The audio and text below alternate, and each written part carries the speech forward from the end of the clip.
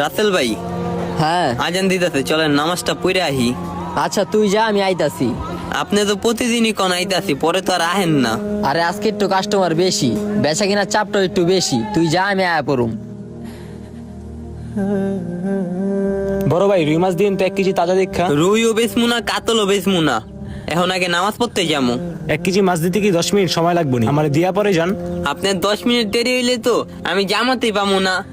আপনার যেহেতু মাছ লাগবো, আপনি এনে 10 মিনিট দাঁড়ান, 10 মিনিট তো আমি দাঁড়াতে পারবো না। তাহলে আপনার কাছে মাছ বেচতে পারবো না। ওই ভাই, আপনি আমার থেকে মাছ নিয়ে যান, আমার থেকেও তাজা মাছ আছে। ভাই আমি তো পাঙ্গাস নিমু না। পাঙ্গাস ছাড়া তো আমার ওই জায়গায় মির্কা আছে, রুই আছে। আপনার ওই মাছগুলা ভালোই বনি। ওর থেকে আমার মাছ ভালো।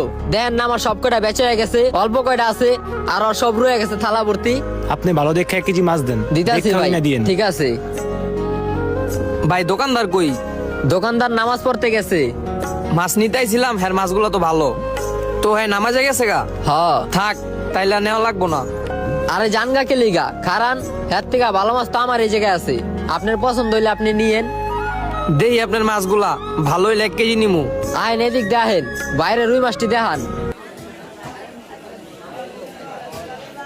ভালোই তো বেচা কিনা করলেন, মনে হয় তো রাসেল ভাই।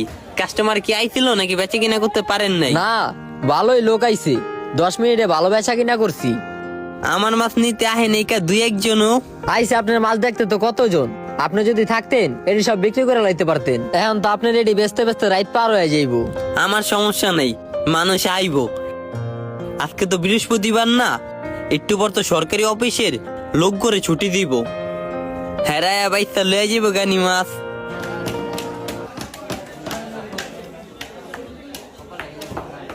আপনার মাছ বেচা হয় না, বেচা হয় না। ভালোই তো সব মাছ বেচা হয়ে গেল অল্প কতক্ষণের মধ্যে। তো আজকে কয় টাকার মাছ কিনছেন আর কয় টাকা বেচছেন? কিনছি তো যা কিনার কিনছি। আপনি কয় টাকার মাছ কিনছেন আজকে? আমি তো 3000 টাকার মাছ কিনে আনছি, 4500 টাকা বেচছি। আমিও তো 3000 টাকার মাছ কিনছি, কিন্তু টোটাল হিসাব করতে পারি নাই কা কত টাকা বেচছি। দাঁড়ান গইনা দেখি। 1 2 3।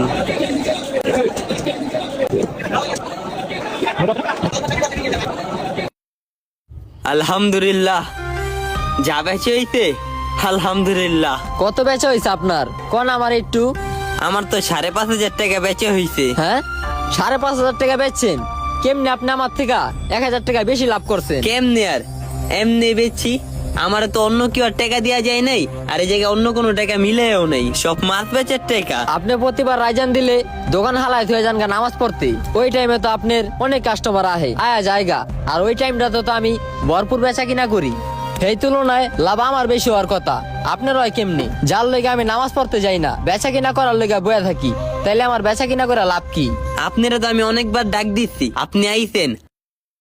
আর একটা জিনিস কি জানেন, নামাজ পড়তে যে যায় দোকান ফালায়া বেটাগো কিন্তু লস হয় না।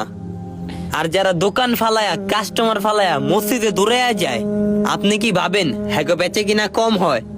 যারা বয়া থাকে, যারা বেচা কিনা করে, হ্যাগো বেচে কিনা কি বেশি হয়?